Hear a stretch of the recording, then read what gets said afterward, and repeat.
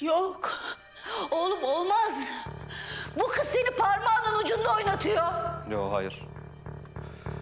Siz böylesi bir sevginin karşısında duramayacağınızı anladığınız için böyle öfkelisiniz. Nefretinizin yenildiğini görmeyi hazmedemiyorsunuz. Bu savaşı Gonca'nın temiz yüreği kazandı. Bütün gareziniz bundan.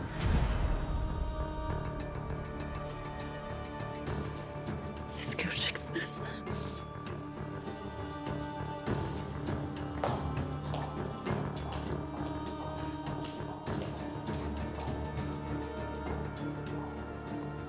Evet, şimdilik bize müsaade. Ha, bu arada bu nikah en kısa sürede kıyılacak. Gonca'yı Atabeylerin müstakbel gelini olarak kabul etmenizi ve sözlerimi ciddiye almanızı umuyorum. Ne yaptığınızın farkında değilsiniz siz. Başınıza nasıl bir felaket gelecek hiç haberiniz yok.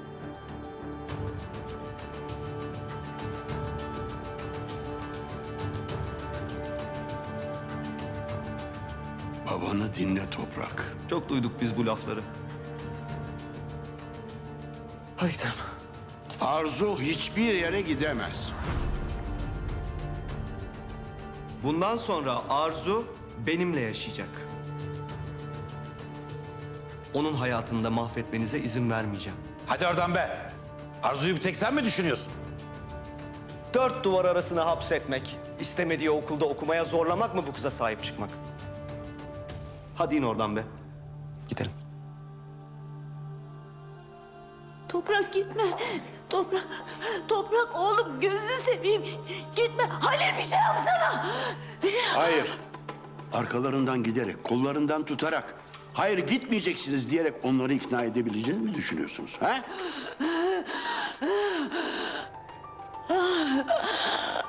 Su getirin. Su getirin. Kızım, canım. Canım, yavrum. Baba gitmesinler baba. Kızım. Sakin ol kızım. Sakin ol yavrum. Sakin ol kızım benim.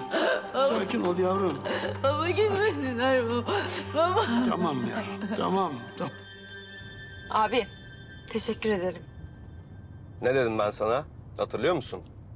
Yanıma geleceksin dedim. Bu kadar kısa sürede olacağını düşünmemiştim tabii. Abi iyi ki gitmedin İtalya'ya. İyi ki döndün. İyi ki benim abimsin. Gonca, sen de iyi ki... Neyse, ben zaten bunun sana uzun bir özür konuşmasını yapacağım.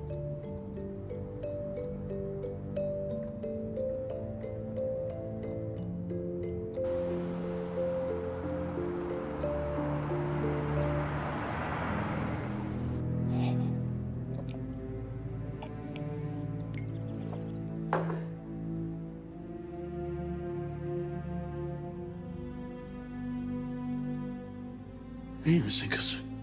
Baba, beni Halil'le baş başa bırakabilir misin?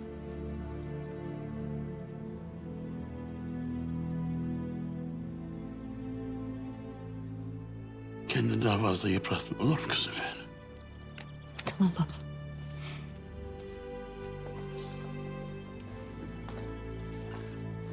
Şey yapacağım. Kızım sen de çık.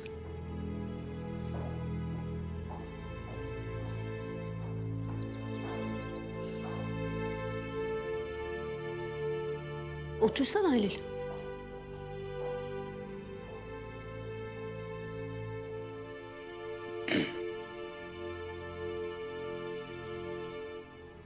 Nasıl yapar ya? Özellikle babasının, annesinin canını yakmak için Toprak bunu nasıl yapar bize? Tabii canım tabii çok haklısın. Canan ama bak hastasın sen zaten.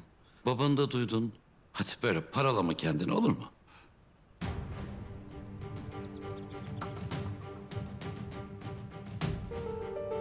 Toprak, karşımıza geçip ben bu kızla evleneceğim. Biz sevgimizle nefretinizi yendik. Gonca bu savaşı kazandı derken... sen öyle iskele babası gibi durdun değil mi Halil? Aferin sana. Senin oğlun. Ben Gülümser'in kızıyla evleneceğim derken ağzını açıp tek kelime edemedin. Bravo sana. Canan, ben az çabalamadım mı? Ha, sen söyle, az çabalamadın mı?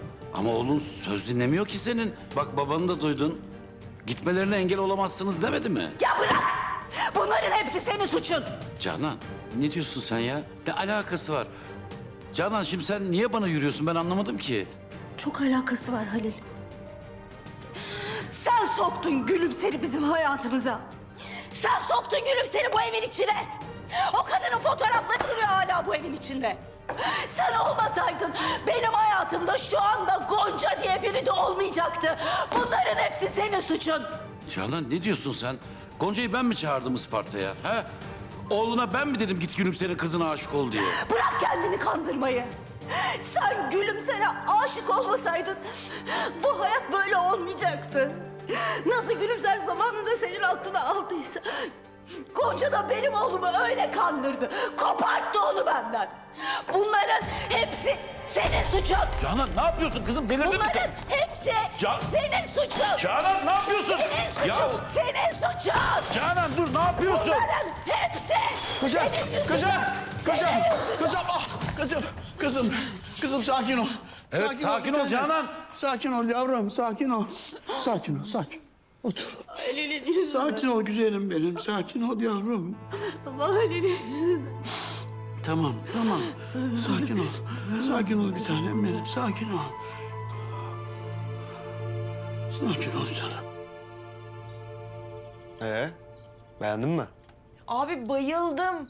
Yani dışarıdan güzel görünüyordu ama içeriden çok daha güzelmiş ya. Bundan sonra burada kalacaksın işte. Olur. Hadi gel.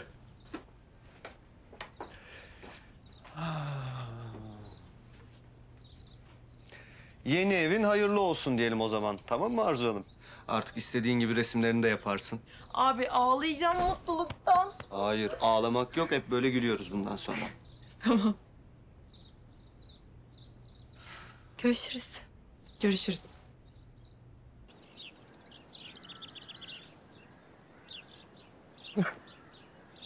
Gonca.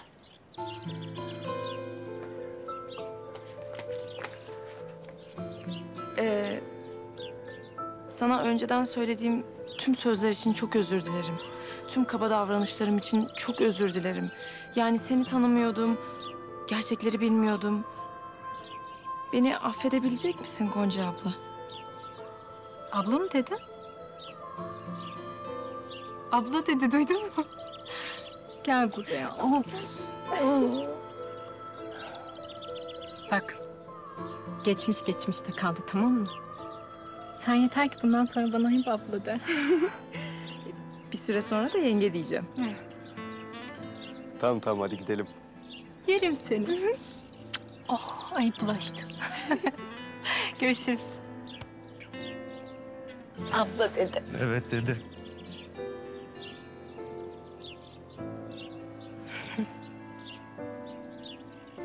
Bak Arzu'nun da gönlünü aldın şimdiden. Öyle de ne bileyim. Öyle de.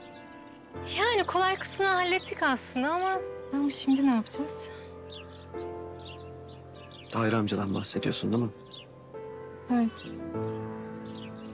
Yani ikimiz de babamın bize izin vermeyeceğini biliyoruz. Ne yapacağız? Yani babamın izni olmadan ben nasıl evleneceğim seninle? Bir şekilde anlatacağız. En uygun dili bulup bu şekilde derdimizi söyleyeceğiz ona. O da eninde sonunda anlayacak bizi.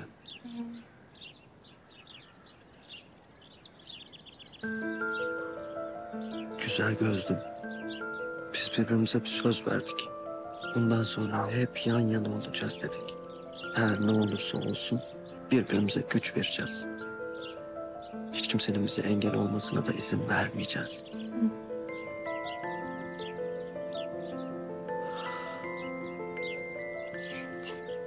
Hadi gidelim. Nereye? Sevdiklerimizin yanına. Bence bu güzel haberi en çok onlar duymayı hak ediyor. Hı hı. Aa.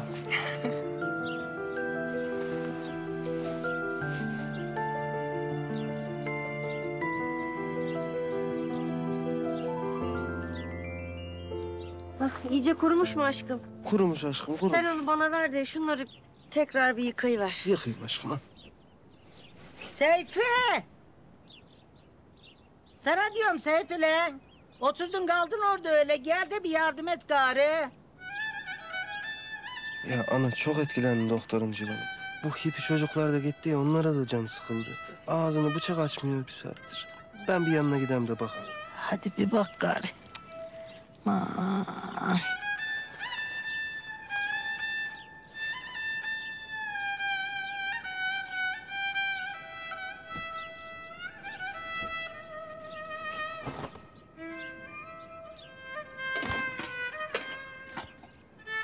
Doktorum bak üzme artık kendini.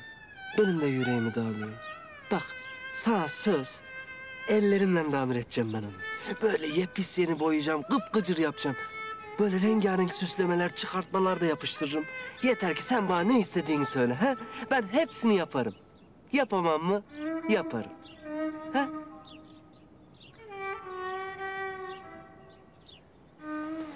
Kızım. Yakıp yıkması kolaydır ama yapması kolay değildir. Emek ister, alın teri ister, göz nuru ister. Onlar alın terinden, göz nurundan ne anlar Fatma Ana? Allah onları bildiği gibi yapsın. Aynısını bize yaptıklarını misli hatta başlarına gelsin. Allah'a havale ediyorum. Amin inşallah. Oo, size diyorsun Sırrı, Seyfi. Ne diyorsunuz orada öyle ha? Oralarda öyle çöktünüz kaldınız. Lak gibi oturup durun gari. Ağlayın lan. Ağlayın, sızlayın, yanın yakılın. Lan! Onların istediği de zaten bu. Sizin bu haliniz var ya, görseler zil takıp oynarlar gari. Hah!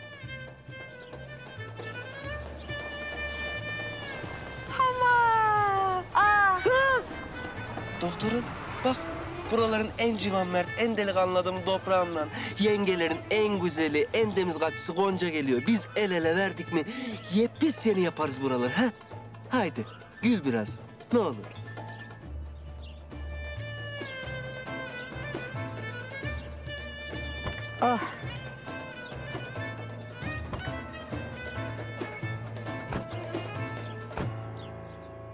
Hoş geldiniz. Hoş geldin toprağım. İyi var doktorum. Ya içine kapandı mı kapandı. Ağzını bıçak açmıyor vallahi. Aman vallahi böyle işte. Seyfidir bu. Neyse yarıdır değil mi ama? Hayırdır siz neden geldiniz bak ya? Size bir şey söylemeye geldik. Söylüyorum. Söyle. Biz evleniyoruz. Oldu vallahi. Allah'ım aşkım. Oldu ya. Anam. Oh. Doktorum. Bak sonunda başardın. Toprağımla Gonca yengem evleniyor. Sen 17 kıta 77 ülkede böyle büyük bir aşk gördün mü ha? Başardın doktorum. Evlen. Ha? Evlen. Toprakla Gonca evlenir. Evleniyor ya.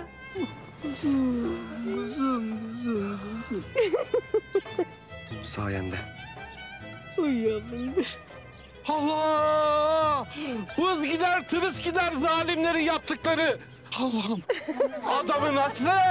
Adamı nasıl tebrik ederim. Ah pembe. İşte böyle cevap verilir kötülüklere. Fırsat mı fırsat, sarılmaya devam. Kraliçem! Ama üstlendim Allah seni. Mahvettiniz hayatımı. Yaktınız, yıktınız beni. Siz de yanın inşallah.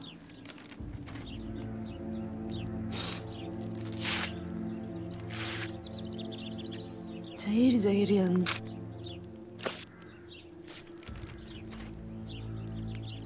Hepiniz yanın. Canan, kızım ne yapıyorsun? Yok ediyorum baba. Geçmişe dair ne varsa hepsini yok ediyorum. Unutamaz mıyız ya? Mehmet'i, Gülümser'i, Gonca'yı. Tamam kızım tamam. Önce şunu söndürelim.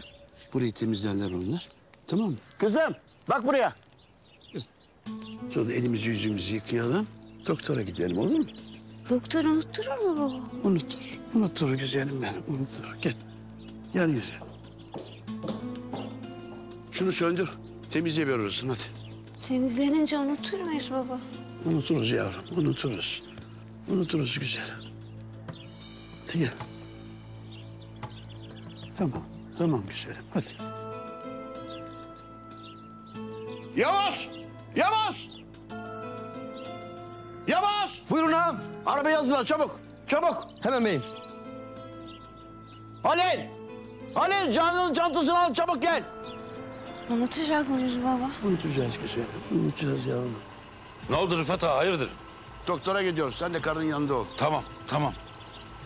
Gel. Geç. Yavaş.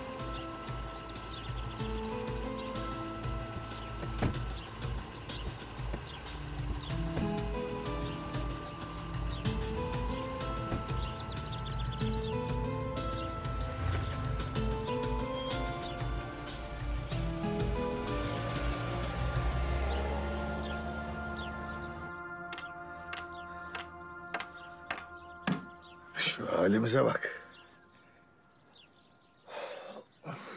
Bunlar iyi günlerimiz.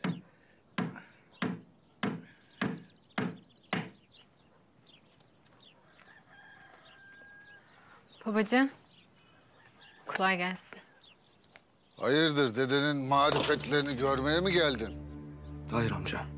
Konuşma. Konuşma Atabeylerin oğlu konuşma. Ben sana bu heriften uzak dur diyorum. Sen koluna takıp eve getiriyorsun herifi be.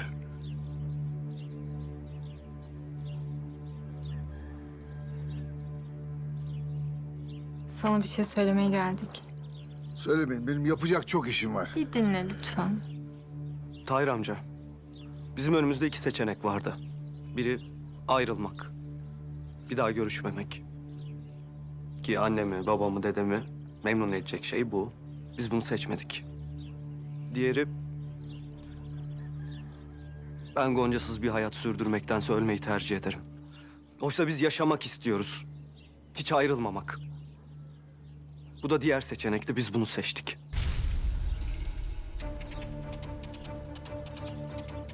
Evlenmeye karar verdik. Elinizi öpeyim. Öldürürüm lan seni. Öldürürüm lan seni bana bak. Kızımın yanında bir daha seni görmeyeceğim anlıyor musun? Ne saçmalıyorsunuz siz ha? Allah aşkına bir dinle bizi. Ya neyinizi dinleyeceğim sizin be, ha? Neyinizi dinle bana bak. Bana bak Atabeyoğlu. Seni var ya öldürürüm ha. Bak ben bir can verdim. Bir daha Atabeylere can vermeye niyetim yok benim. Bir daha Atabeylere can vermeye niyetim yok. Bırak. Baba lütfen gitme, lütfen. Benden izin istediniz mi ha? Vermiyorum tamam. Gonca sen de aklını başına devşireceksin. Anladın mı beni? Aklını başına devşir.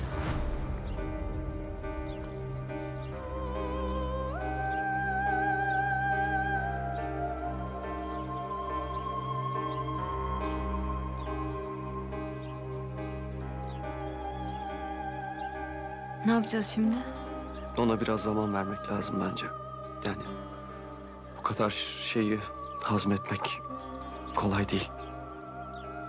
İyi misin?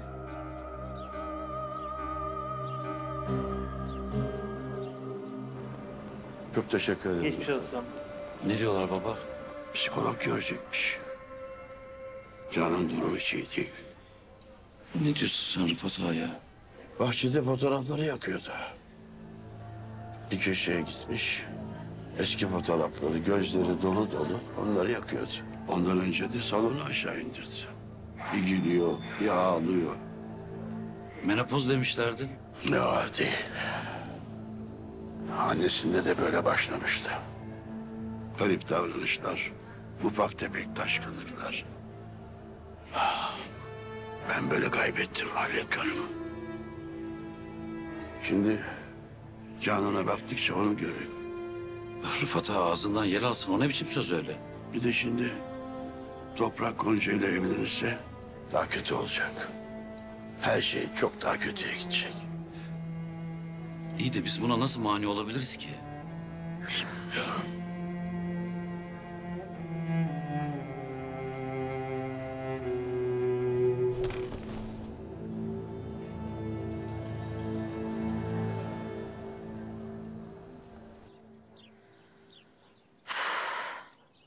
Babamı daha önce bu şekilde hiç görmemiştim. Çıldırmış gibiydi sanki. Bak gör bunu da atlatacağız. İnşallah.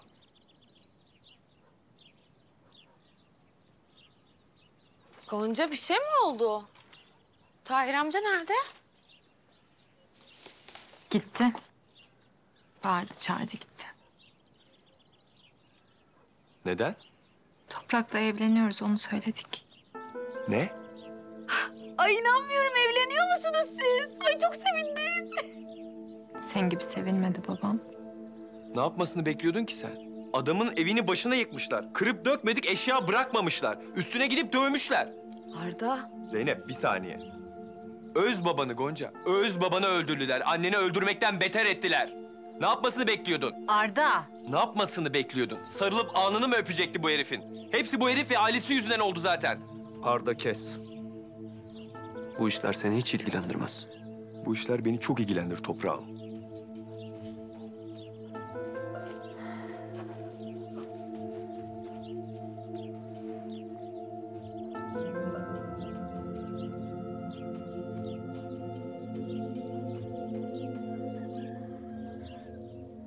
Ah be Tahir amca neredesin? Niye açmazsın şu telefonu ya?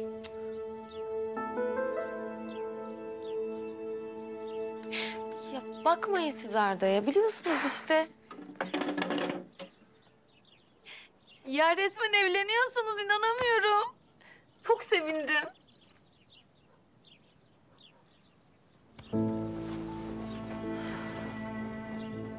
Ben koparılan parçaları terlemeye çalıştım, toplamaya çalıştım ama bu kadar oldu. Sağ ol canım. Annemden kalan tek yadigardı bu. Ya bu insanlar hiç mi sevmedi ya? Olsun. Bak bizi böyle yürekten seven insanlar var. Onların parçaladıklarını Zeynep toparlamış.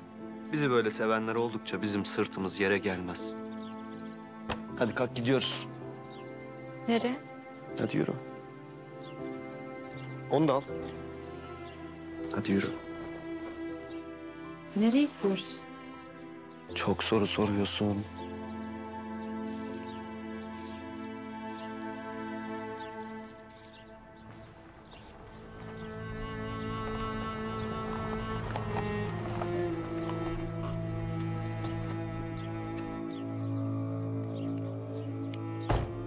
Fatma. Ha, hoş geldin Tahir. Ben de seninle konuşacaktım. Ha, Toprak'la Gonca evleniyormuş. He biliyorum, haberin var. Ben bu evliliğin olmasına müsaade etmem. Bak Tahir, bu iki çocuk birbirlerini seçmişler. Yani sen bu saatten sonra hani bunları ecel bile gelse ayıramaz bileyim. Ben ayırırım. Ayıramazsın. Olmaz öyle şey Tahir. Bak, sevdalı olan, aşık olan kimseler dinlemez. Sevda yüreğe düştü müydü aklın hükmü kalmaz. Sen al bu çocukları. Birini bir uca, birini bir uca koy şu dünyada. Fark etmez kaç yazar ya. Onlar birbirlerinin yüreklerinde taşıyorlar. Ya Fatma sen ne boş boş konuşuyorsun. Ya bana bak başımıza gelenleri sen bilmiyor musun ya? Ha? Şimdi tutup da Gonca'yı nasıl Atabeylere gelin veririz ya? Ya Sırrı sen bir şey söyle. Olacak iş mi bu? Aşk başa geldiyse ben ne diyeyim? Bana bakma. Ben aşk doktoruyum. Ya bunun sonu felaket diyorum bakın. Eğer Gonca'yı bir gram düşünüyorsanız vazgeçin bu işten ya. Ya Tahir bunlar bırak. Kendi yollarında yürüsünler. Taş koyma sen bunların yoluna. Sen ne istiyorsun yani? O Halil'le Rıfat Ağa gibi mi olacaksın sen? Ya her şey zaten senin yüzünden başımıza geldi ya. Her şeyin müsebbibi sensin ya. Bizim hayatımızda Halil de Rıfat da yoktu ki.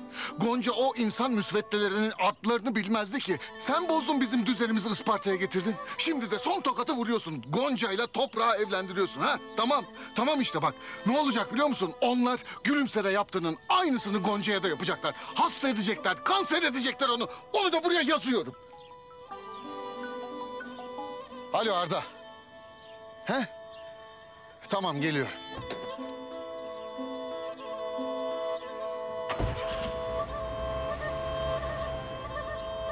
Nedir bu çocuklar? Nedir bu çocuklar? O güzel kızım benim. Ağlama Goncam. Ağlama yavrum. Bak her şey düzelecek göreceğim bak. Baban da razı olacak. Ya. Ben de bu gelini bir güzel tamir edeceğim kızım. Hiç aklında kalmasın değil mi? Eskisi gibi olur mu? Bir insan yara alınca izi kalır kızım. Yaraların izleri kıymetlimizdir. Kıymeti şifasından gelir yavrum. Şimdi senin yüreğin kana, yavuklun bir güzel söz eder, derman oluverir. Ben bu gelinliği bir güzel tamir edeceğim kızım. Sen de onu bir güzel taşıyacaksın ki üzerinde. Dikiş izleri dilleriniz olacak sizin. Sonra toplayacaksın cümle alemi. Diyeceksin ki konuşun gari. Siz istediğiniz kadar kötülük yapın. Biz 1000 kere bir araya geleceğiz. İnşallah. İnşallah. Teşekkür ederim Havva. Çok teşekkür ederim. Kızım benim, o yavrum.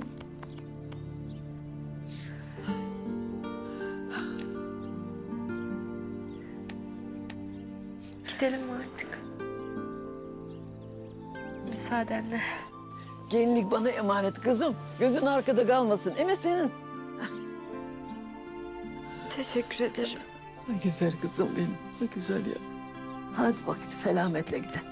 Hadi yavrum. O güzel kızım benim. Hadi ağlama artık gari ha. Ağlama. Yeter. Görüşürüz. Şşt. Yüzük alayım deme sakın eme oğlum. Niye? Toprak? Bir şey mi oldu? Ya hava alanın elini öpmeyi unutmuşum ben. El Babacığım. öpenlerin çok olsun oğlum. Hadi. Allah'a emanet olun. Görüşürüz.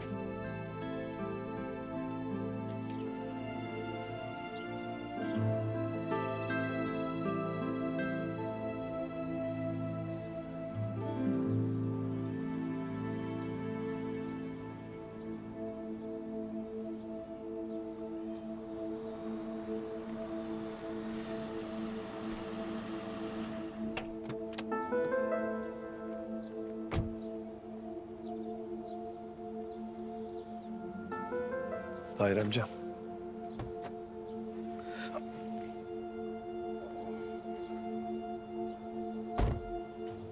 Arda, ne oldu? Niye çağırdın beni buraya? Bana kızdınız, bana öfkelendiniz. Bir tek ben uyardım sizi. Bu meselenin böyle vahim bir yere gideceğini ben biliyordum. Sizi defalarca uyardım. Gonca'yı topraktan uzak tutun diye. Ne istiyorsun peki? Özür mü dileyim senden? Ne? Bana destek olun. Ben bu düğünü engelleyeceğim. Ama yeter ki destek olun, arka çıkın. Ben size söz veriyorum. Gonca'nın iyiliği için elimden gelen her şeyi yapacağım. Ve bu düğün olmayacak.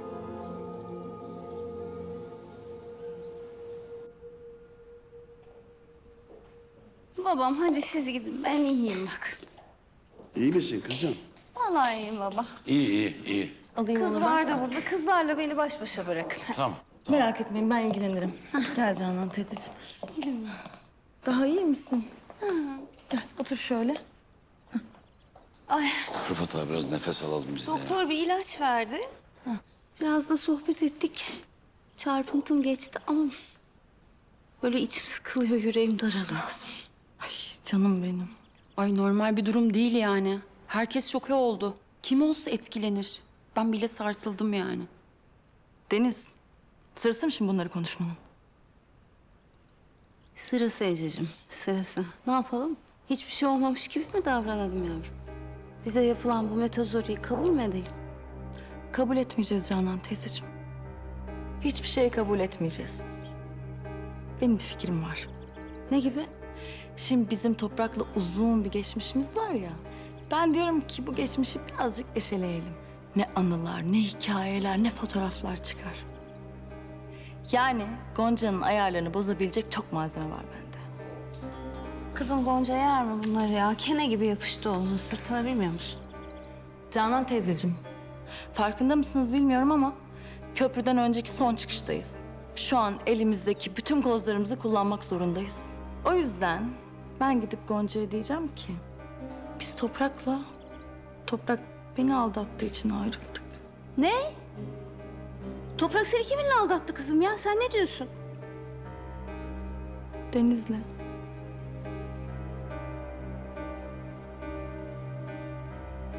Kız kardeşimle aldattı. Yani biz Gonca'ya böyle söyleyeceğiz, böyle bir şey yok. Bazı grafiker arkadaşlar da bilgisayar programlarıyla fotoğrafların üzerinde ufak tefek değişiklikler yapacak. Ben de bu fotoğrafları Gonca'nın görmesini sağlayacağım. Bu kadar.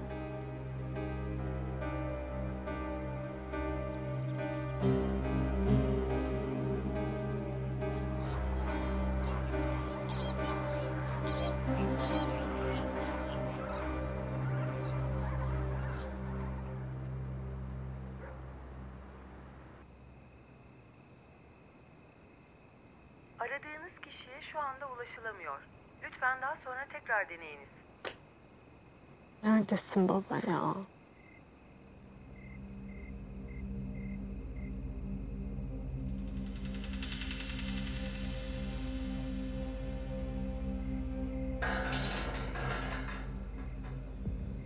Baba?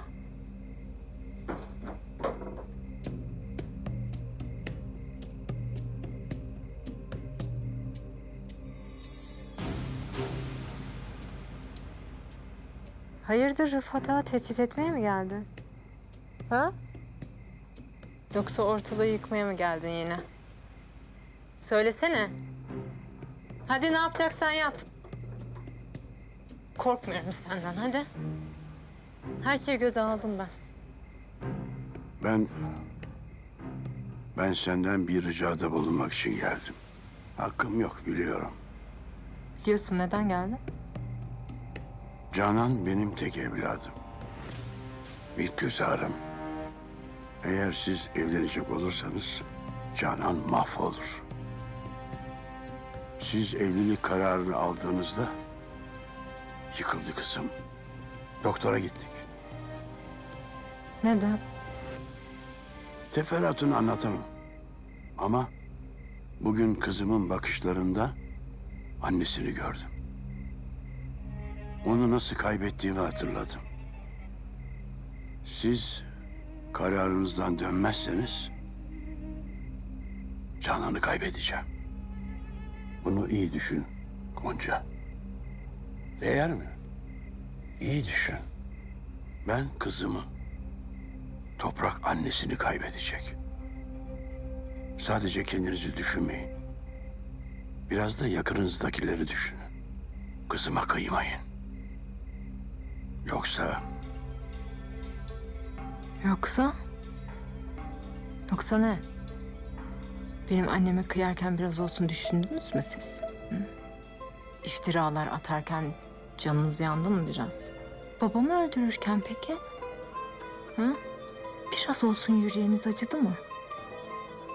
Rıfat'a acıdı mı? ne istiyorsun? Yalvarayım mı? Onu mu istiyorsun?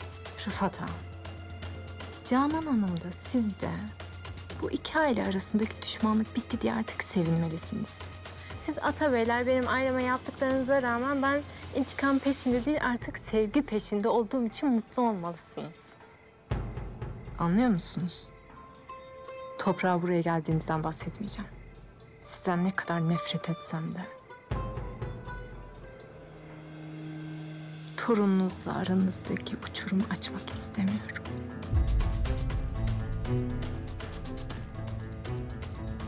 Gidin şimdi. Gidin.